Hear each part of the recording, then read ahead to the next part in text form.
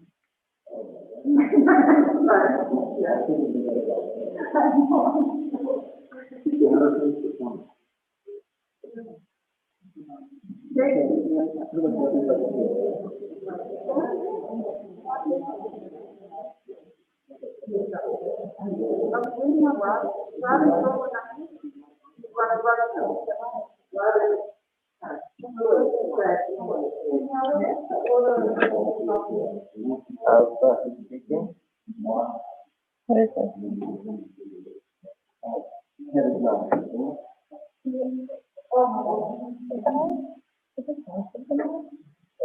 Okay, we need one more person. Okay.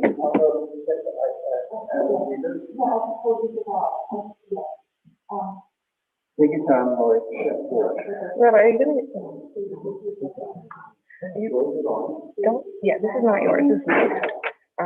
You're using it. Okay. What is this? This is from Feldman. We're going to be this is a secret that some of the Oh, they're gonna use it. Don't touch I'll it. use that. No, I know. I just turned off. I'm making sure it works. Okay.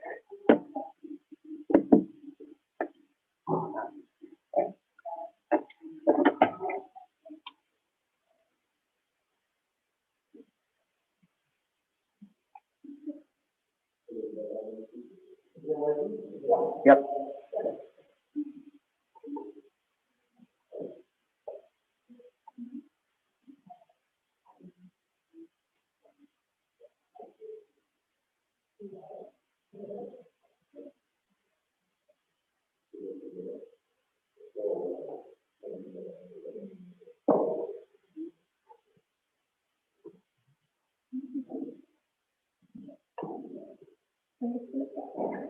Okay.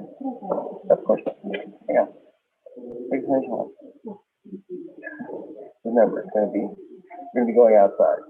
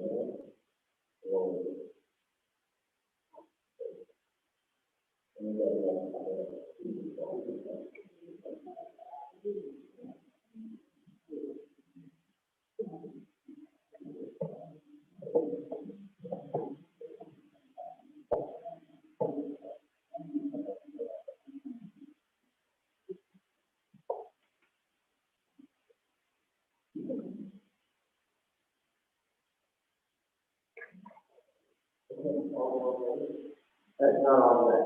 He has just got the wait.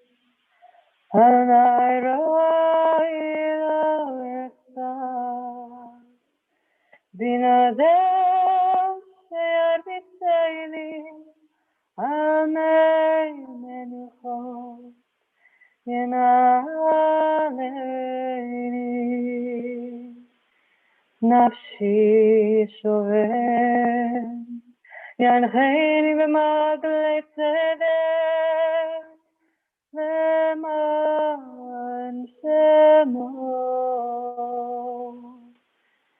גם כי אלך בגיא המוות, לא ירא רע, כי אתה עמדי.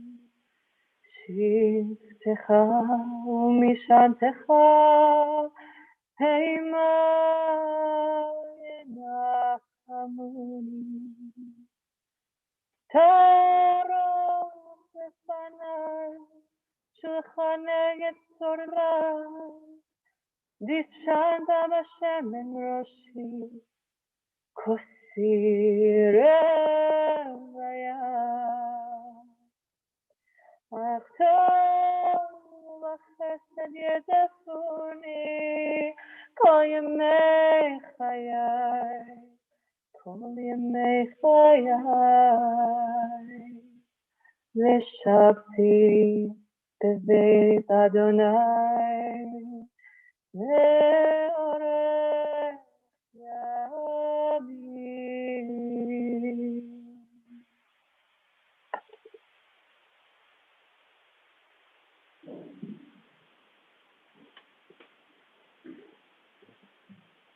Adonai is my shepherd, I shall not want, giving me repose in green meadows, leading me beside the still waters to revive my spirit, guiding me on the right path, for that is God's essence. Though I walk through the valley of the shadow of death, I fear no harm, for you are with me. Your staff and your rod comfort me. You prepare a banquet before me in the presence of my foes. You have anointed my head with oil, my cup overflows. Surely goodness and kindness shall be my portion all the days of my life, and I shall dwell in the house of Adonai forever. The psalmist speaks of walking in the valley of the shadow of death. Death and loss certainly cast a long shadow, and that valley can feel narrow and long. But we extend our condolences to you and assure you that we as a community will be with you in the days and years ahead to walk that path, and to assure you that it will open up to new light and openness once again.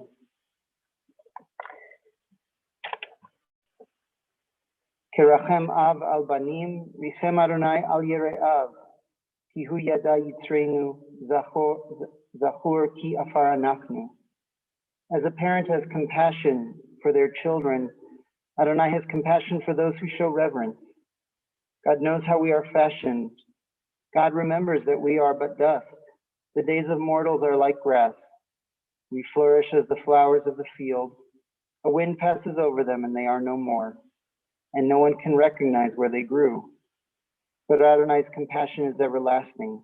God's kindness to children's children, to all the reverent ones, endures age after age unchanging.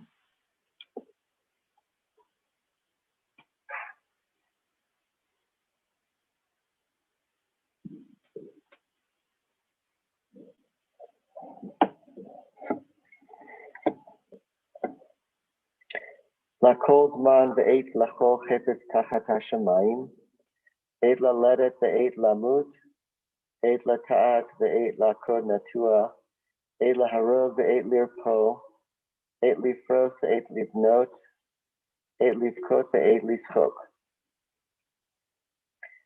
A season is set for everything, a time for every experience under heaven, a time for planting and a time for reaping, a time for keeping and a time for discarding, a time for loving and a time for hating, a time for embracing and a time for refraining, a time for slaying and a time for healing, a time of laughing and a time for weeping, a time for dancing and a time for waiting, a time for birthing and a time for dying, a time for speaking and a time for silence, a time for seeking and a time for losing.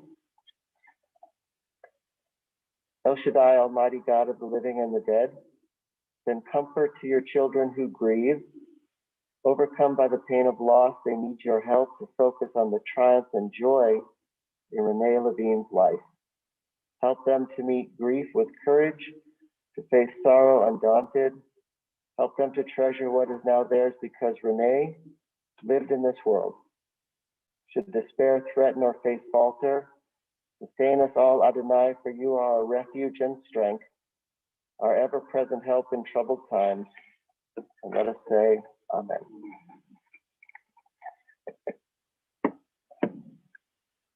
The proverb reads, a woman of valor who can find?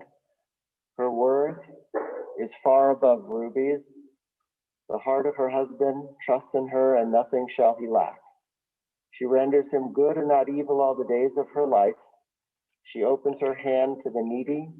She is robed in strength and dignity and cheerfully faces whatever may come. Her family comes forward and blesses her. Her husband too and praises her. Many women have done superbly, but you surpass them all. Renae sustained a loving marriage to Sid for 64 years. Her children, Brad, Beth, Ted, and Lori, and their spouses, Patty, Mark, Jennifer, and Gary, all speak her praises as an independent, straight-talking, kind, and loving. Her grandchildren remember the adventures, the culture, the curiosity, and the fiery personality. Renae made a difference in the lives of her family, but with her friends and community as well. She will be remembered with great fondness and respect. Mark wrote a beautiful account of her life that I'll borrow from for this presentation of her life. And I will also reflect on her strong and abiding relationships with those she loved and loved her. We will hear from her sister, children, and grandchildren, as well to create a portrait of a woman who lived a good life. Renae was born 90 years ago. She grew up in Minneapolis, the daughter of Maurice and Sally Dechter. She grew up with siblings Joyce and Susan. The children recounted her very close relationship with her father, a quiet and kind man. He was very giving, loving, and supportive. She had a wonderful relationship with her sisters throughout her life. They were her friends and confidants and enriched her life enormously through the years. Renae went to school in Minneapolis and matriculated at the University of Minnesota. Renae was a popular young woman at school.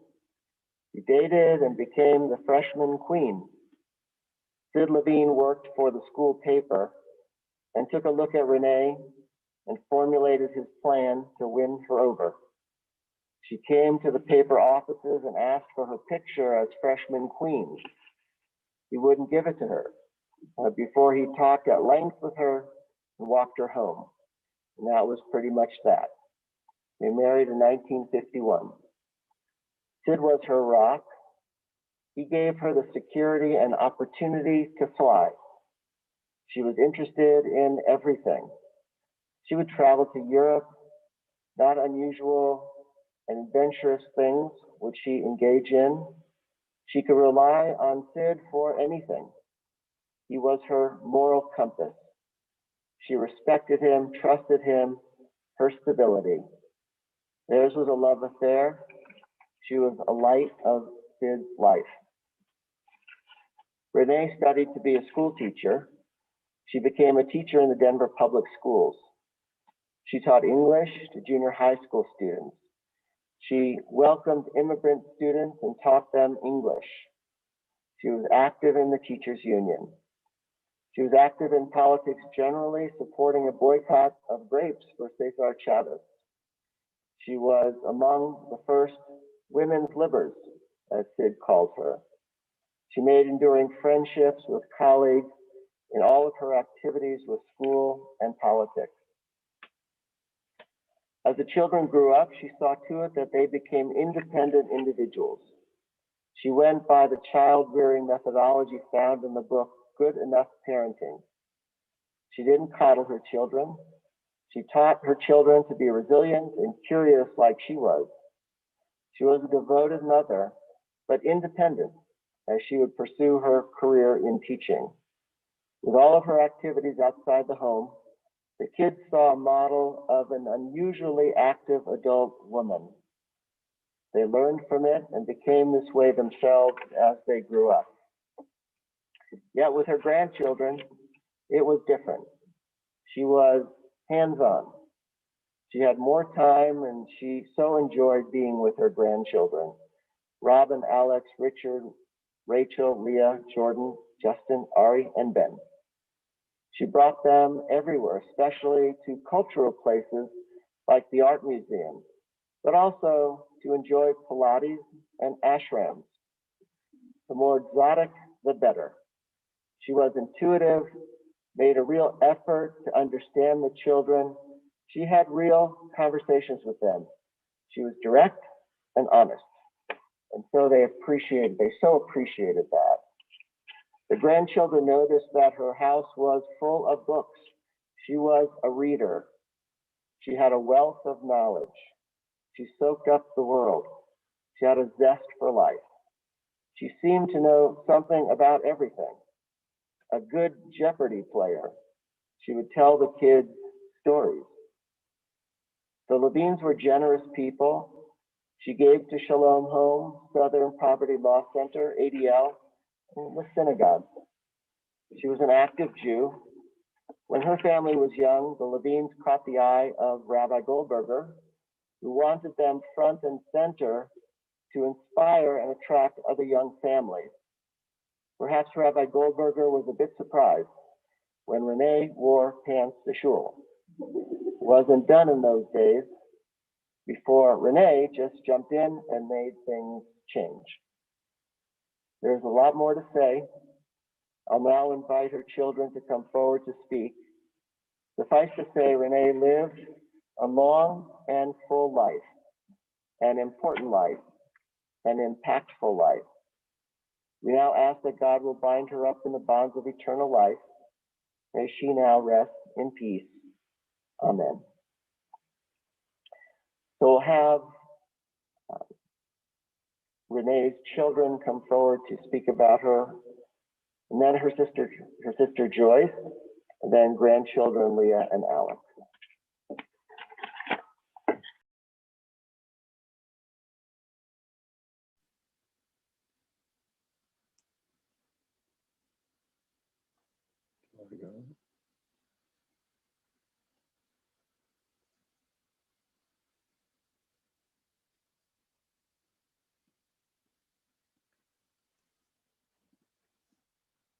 Hello, can everyone hear me?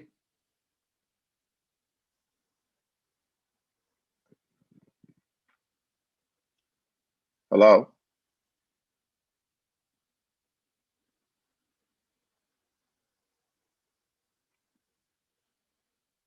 Oh.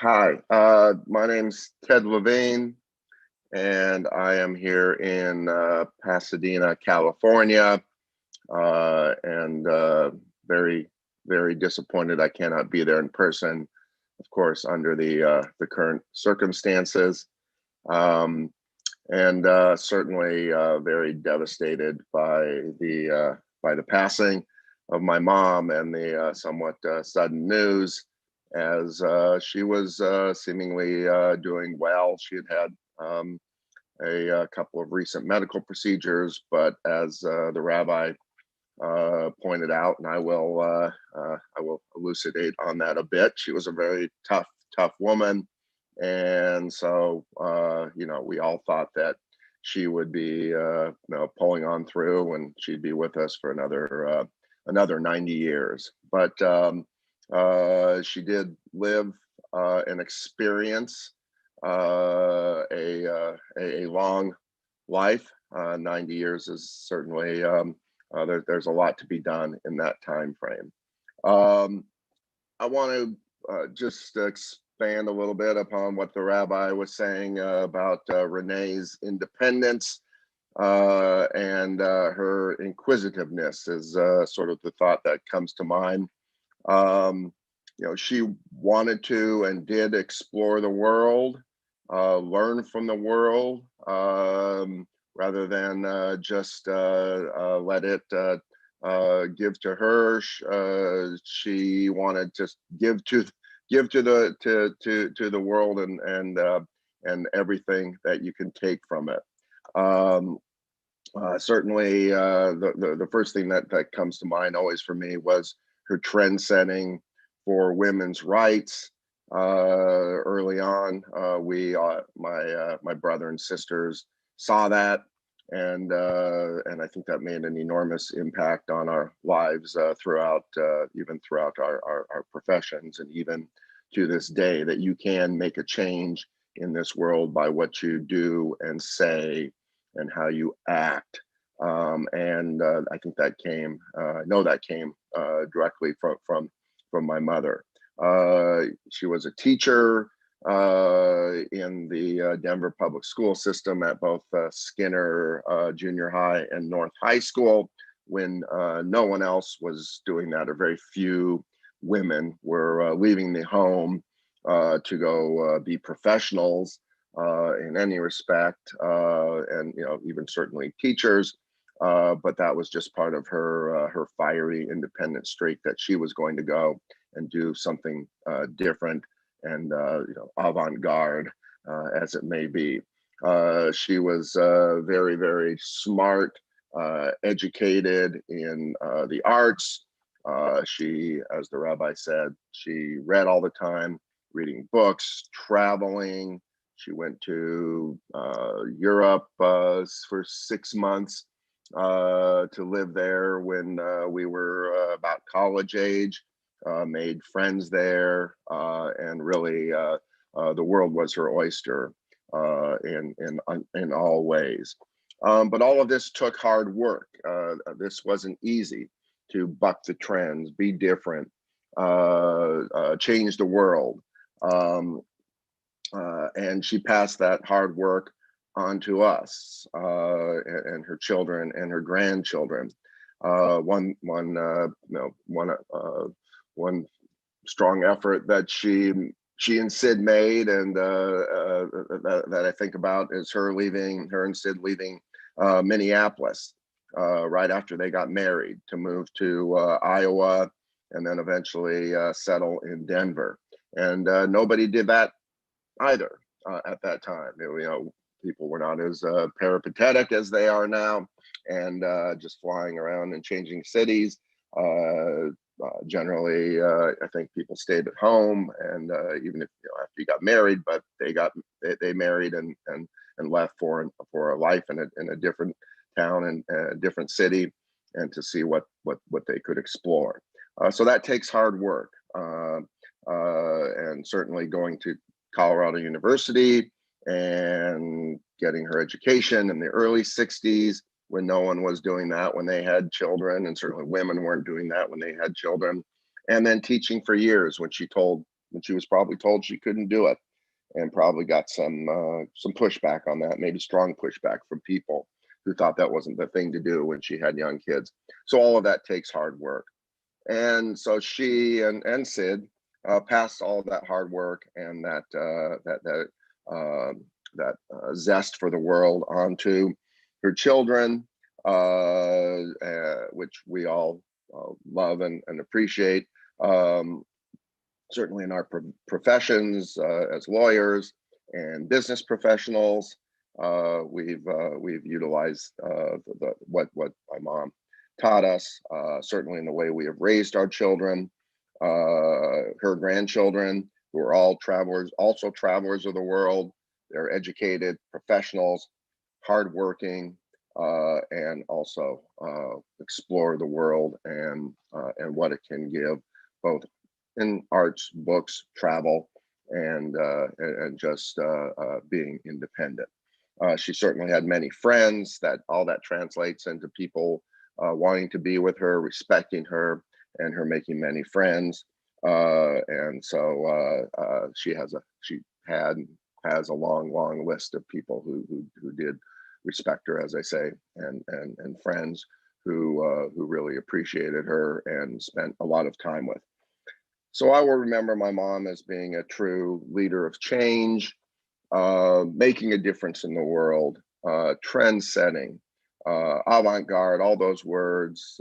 She was, one of the first women's livers, which I think is which is amazing. She was headstrong, but that's the only way that you could be Renae Levin, was to be headstrong, and in a way that she got the best from life and gave the best from life to all those around her. Thank you.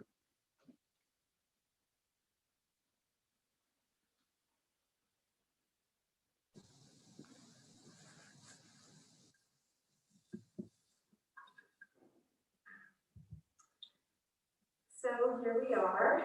It's Valentine's Day. It's one of mine and dare say my sister's favorite holidays. And I'm standing on the bima where 7 years ago, this weekend, our boys had their bar mitzvah.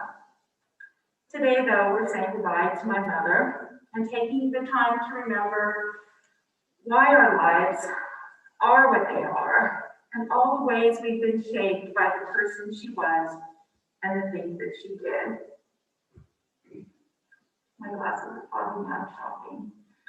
I woke up in the middle of the night, Friday night, and 3 thoughts about my mom came rushing at me all at once.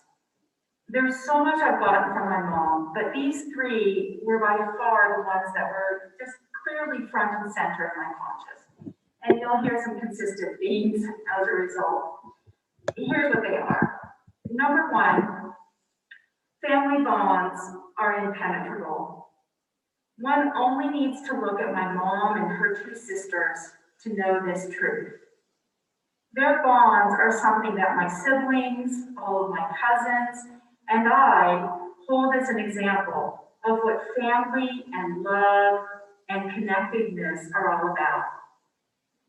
My mom and her sisters were three peas in a pod. They spoke to each other all the time, sent little gifts for no reason, and took care of each other in every way that they could. There's no doubt the relationships that I have with my siblings and all of my cousins were influenced by the impenetrable and beautiful bonds of these three sisters. The second one, somehow Ted and I came up with the same one. The world is your oyster. So many of you know of my mom's love of travel. What's remarkable is all the places she visited at a time, remember, the world was not as accessible as it is now. Mexico in the 60s, Bhutan in the 70s, Israel and a stint in the army with Aunt Joyce in the 80s, to name just a few. She would start planning her next trip as soon as the wheels of the plane hit the ground in Denver. As kids, we thought that was just because she was trying to get away from the hecticness of a busy family. What I know now is that travel invigorated her. She got such joy from thinking about the possibilities and then recounting for herself and her friends all that she had experienced. It's why she continued to travel, with the help of her amazing travel partner, Allison, until just recently. It's really not a surprise to see that our kids in the family are traveling to all parts of the world when they grew up with an example like that. And this may be the most important item. Dates don't matter. Mom lived with this, heart and soul. One only needs to look at the bottles in her fridge or her pantry. Sorry, to understand this important piece of knowledge. Enough said. There is so much more that I can share about Mom, and you've heard some of it. Her remarkable friendships, her love of books and reading. She had 3 books on her bed that she was reading just this week. Her great love of language, her role as a teacher to many, her strength and independence that allowed her to live on her own and do so much on her own. And there's the reminder that I learned to always carry an extra plastic bag in your purse. Bye, Mom, we love you. You'll be sorely missed, but I have no doubt that Dad is happy to have you by his side. Thank you for joining us today. Your love and support mean the world to us.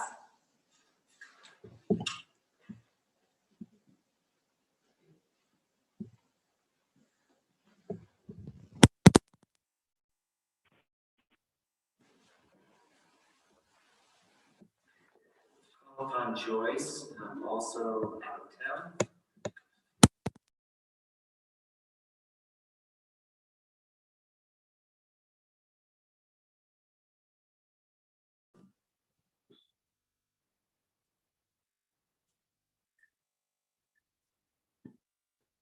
Can you hear me? Yes? Okay, thank you. I am Joyce Dechter Orbach, Renae's sister from Minneapolis, and my husband and I are currently in San Diego. I would like to share with you what a special sister and friend Renae was to me. We spoke almost every day during the last 3 to 4 weeks, and I will miss our laughter, our banter about the weather, and comparisons to San Diego, Denver, and Minnesota. The past, our reminiscing about our family. Renae and I traveled together, spent time in the Israeli army together, toured France by train, shared clothes that we sent back and forth in the mail, laughed together, and did a lot of shopping together. Renae was independent, unpredictable, bright, generous, and giving. On her 90th birthday in November of this year, she gave 26 Dechter women on Zoom $90 to give away to charity or someone in need. The following month, we all got together again, the 26 of us on Zoom, to share and talk about the places of our investment. This was only one of Renae's tangible gifts to the world and the community. We generally saw eye to eye on so many things, including politics. But when we disagreed, we respected each other's differences. I will always remember our closeness, our shared friendships, and I will miss her every day with my heart and soul.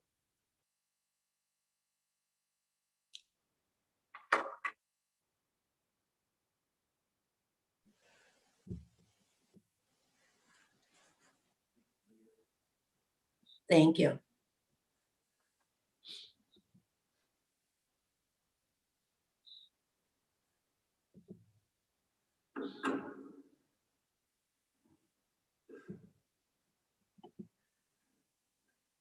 Hey everyone, this is Leah.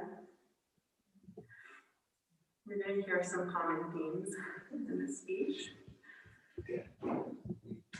Renae was a force of nature. She had a vision for what she wanted in the world, and she went for it. It's no surprise then that she was an early crusader for the women's rights movement.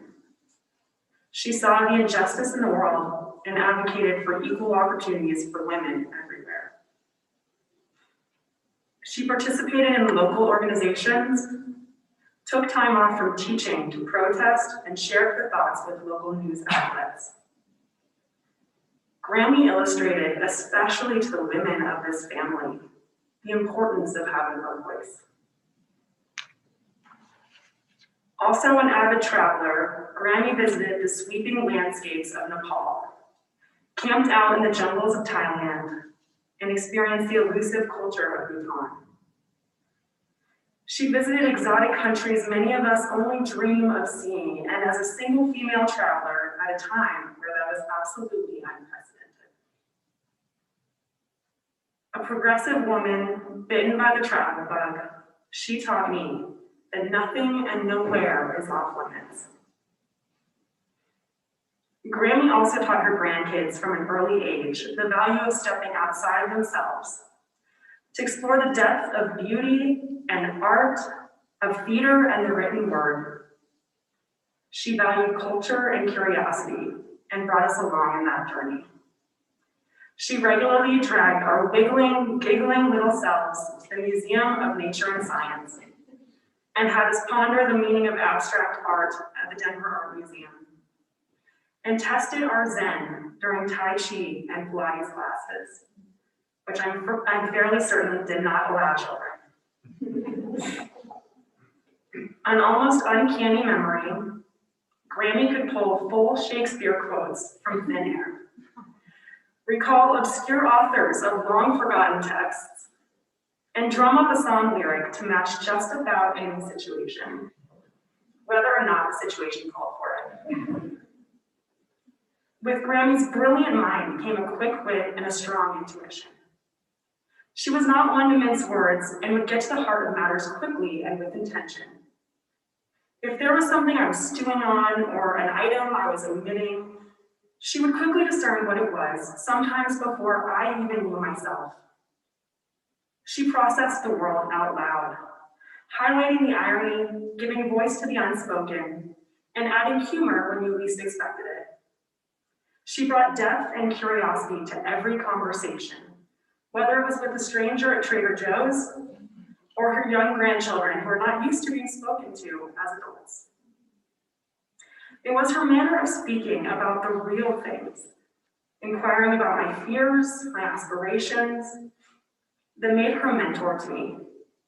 And as I grew older and my appreciation for her humor and directness grew, our relationship evolved. I'll never forget the time she flew to meet me in Arkansas to visit me in college. We went to Conway's finest restaurant, which was not much compared to just about anywhere else on the planet, but we spent hours nibbling on food and talking about the past, dreaming of the future, sharing our vulnerabilities, and updating each other on what we missed recently. Grammy, in all her power and all her wisdom, suddenly transformed from someone I felt I ought to impress to someone I could genuinely confide in. The years since then have brought me so many wonderful memories. Building our friendship, whether it was going to the movies, exchanging snarky emails, or having long conversations over strange leftovers I foraged from her refrigerator.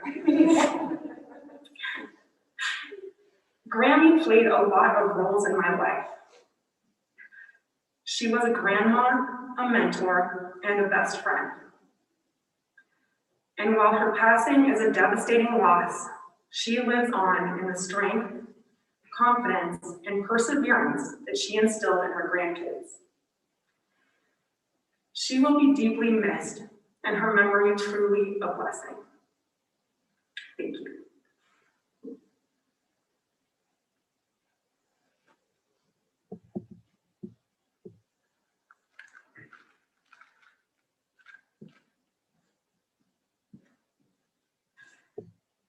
Hi, this is Alex, Grammy's and Renae's second eldest grandchild. When I was in high school, we were reading Homer's The Odyssey in English class, and I was frankly really struggling to understand it. My mom suggested that I go talk to Grammy, a retired English high school teacher. I took her advice and did just that. Grammy sat with me and went through the poem, page by page, word by word, helping me grasp both what was written, as well as the deeper meaning and symbolism. She sat there with me for 2 straight days, devoting an entire weekend to making sure I understood Homer.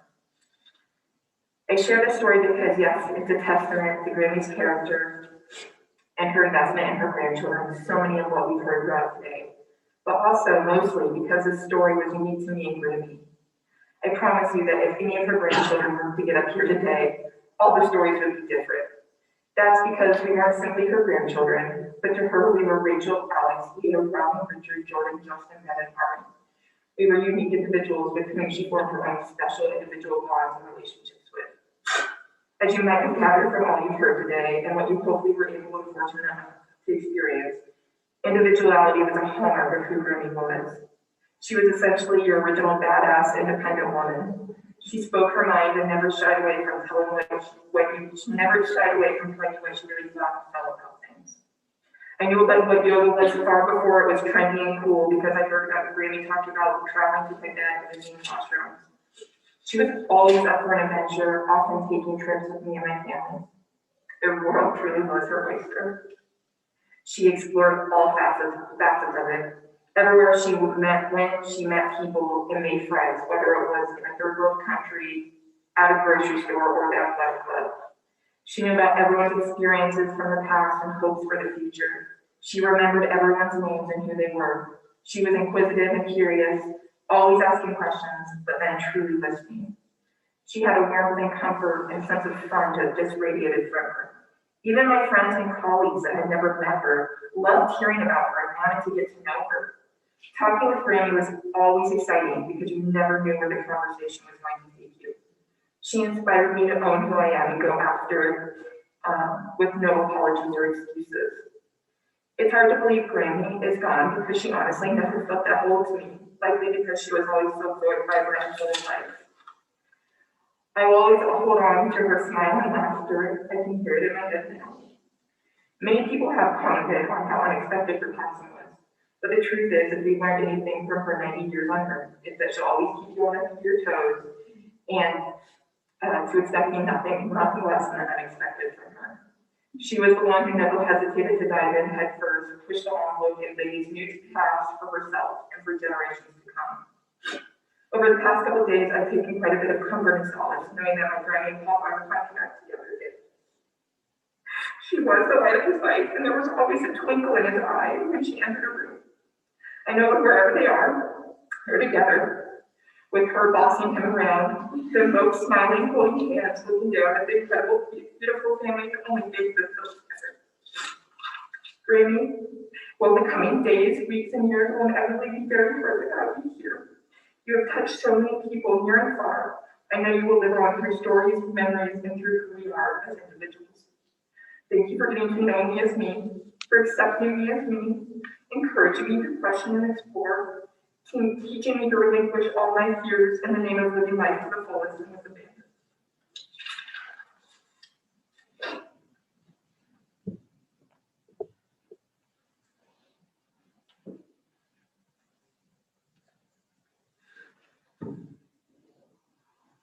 I'd just like to mention to all those who are listening to us in the streaming that we will have the interment at Fairmont Cemetery. It's immediately following the service. We'll drive over there. We'll also have a Zoom Shiva this afternoon at 4 p.m. and tomorrow night and Tuesday night at 7 p.m. And everybody, of course, is welcome to participate in this. One word I just wanted to make about the cemetery, and we talked a little bit about this last night. It is now 0 degrees. So we're going to not spend a lot of time there. We'll walk over to the grave, and I'll do a memorial prayer and Amalei Rachamim. We'll say the Kaddish over there, and then we'll go back to our cars.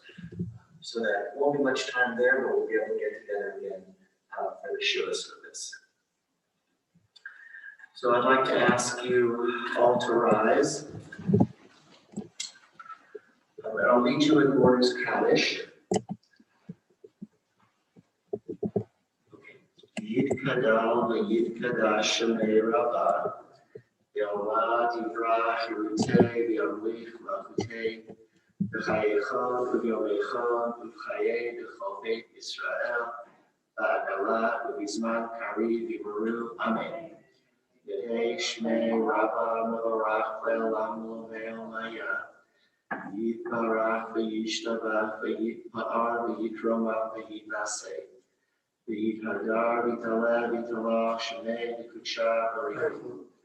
V'Ela min kol birchata v'shirata v'shvachata v'nechemata d'adiram v'yoma v'maru. Amen. Yehei Shlama Rabba min Shemaya v'chaim aleinu ve'al kol Yisrael v'maru. Amen.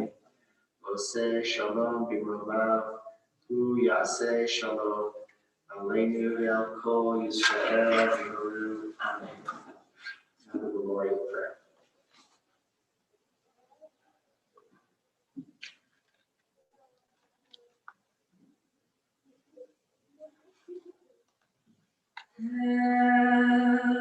Amalei Rachamim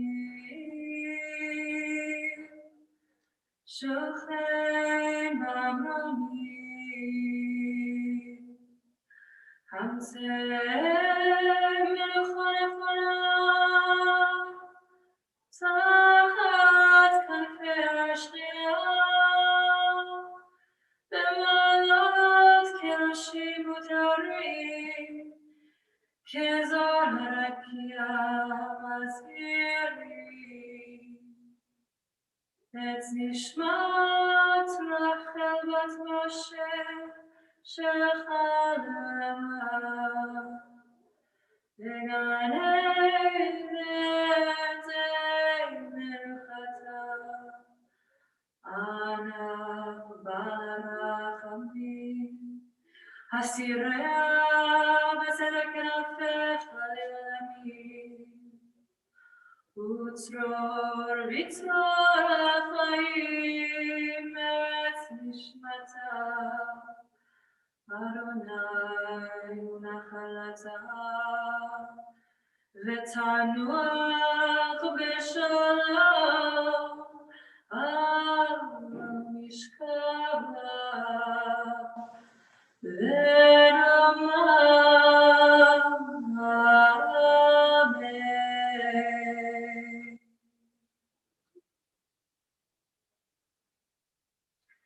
Amalei Rachamim, exalted, compassionate God, grant infinite rest in your sheltering presence to the holy and pure, to the soul of Renae Levin, who has gone to her eternal home. Merciful one, we ask that our loved one find perfect peace in your eternal embrace. May her soul be bound up in the bond of life. May she now rest in peace. And let us say, Amen.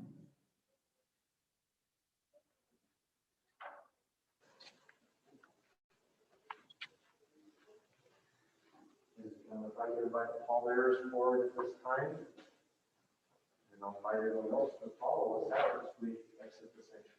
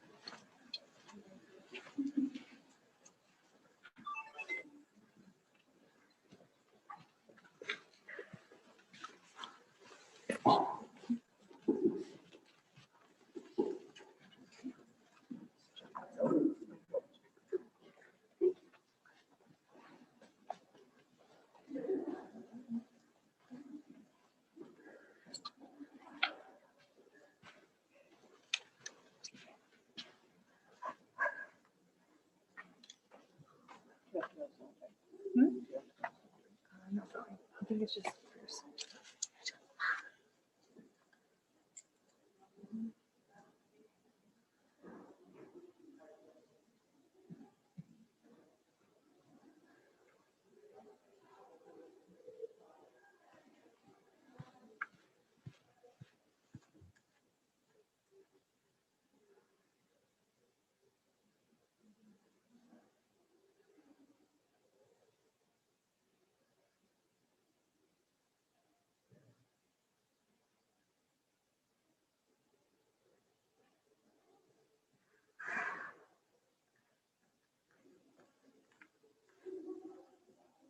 Ladies and gentlemen, thank you for your attendance here. We will initiate the live stream again when we arrive at Emmanuel